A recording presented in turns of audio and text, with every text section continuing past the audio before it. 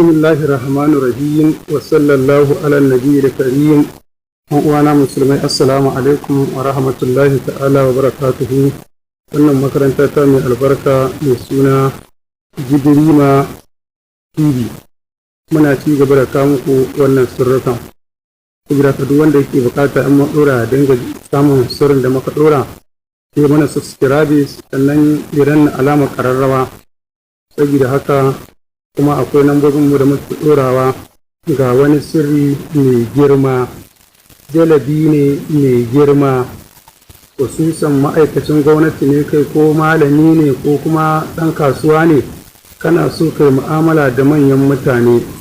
Wanda yake so ya mallaki manyan mutane, masu kuɗi ne ko masu mulki ko sarakuna, mutum ya zana wannan hatimi, ya zana wannan hatimi, manyan mutane za su ta zuwa gurinsa, ya sa a kan carbi tare da sunan bukata, sai a karanta fatiha 700. Bayan an gama fatiha 700, a karanta sunan wannan rafani, ya balka hamusi 1111. Kana hayaƙi da turaren buhuri hatiful kalbi. Akwai wani turare sunansa hatiful kalbi, shi ake kunna wuta ana ɗigawa ɗan kasko, hayaƙi na tashi. Kwana 11 ake yi. Wallahi tallahi za ka ga abin mamaki wajen samun manyan mutane suna rububin zuwa gurinka.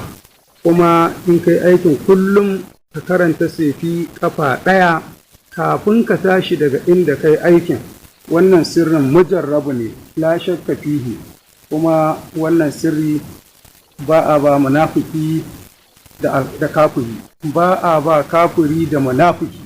Saboda haka a ci gaba da bibiyan mata YouTube channel ɗinmu, ko a kira mu don neman ƙarin bayani a nambar waya 09063766347.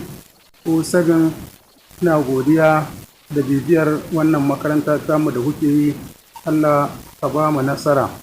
Za mu ci gaba da ɗora muku. Wanda yake so ya gani ko kuma ƙarin bayani zai iya tuntuɓar mu ta nambar WhatsApp ɗinmu, zai gani nambar WhatsApp ɗinmu da nambar kiranmu da Facebook. Za ku iya bibiyar mu, za ku samu ƙarin bayani a wannan makaranta tamu mai albarka mai suna Jibrima TV.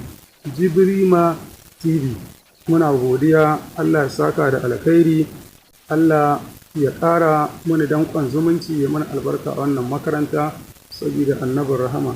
Bisalam, sai an jima, ɗan uwana. Mun gode.